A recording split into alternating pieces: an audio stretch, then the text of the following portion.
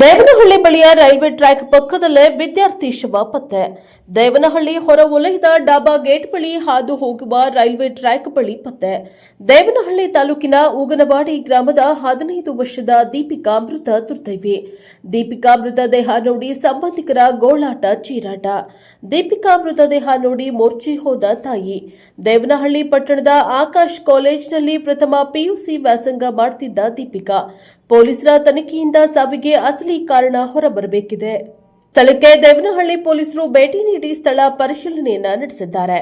ಬೆಂಗಳೂರು ಗ್ರಾಮಾಂತರ ಜಿಲ್ಲೆ ದೇವನಹಳ್ಳಿ ಹೊರವಲಯದ ಡಾಬಾ ಗೇಟ್ ಬಳಿ ಈ ಒಂದು ದುರ್ಘಟನೆ ನಡೆದಿದೆ.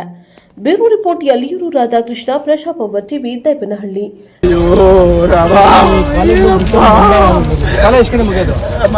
ಕಾಲೇಜು 12:30 1 ಗಂಟೆ ಮುಗಿದ ಸರ್. 12 ಗಂಟೆ ಸರ್. ಅಯ್ಯೋ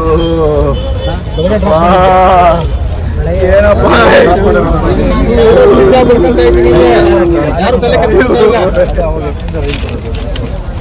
ಆಗೋದು ಇಷ್ಟೇ. ಅಯ್ಯೋ ಒಂದು ನಿಮಿಷ ಇರಿ, ನಾನು ಸ್ವಲ್ಪ ಮಾತಾಡ್ಬೇಕು ನಿಮ್ಮ ಹತ್ರ.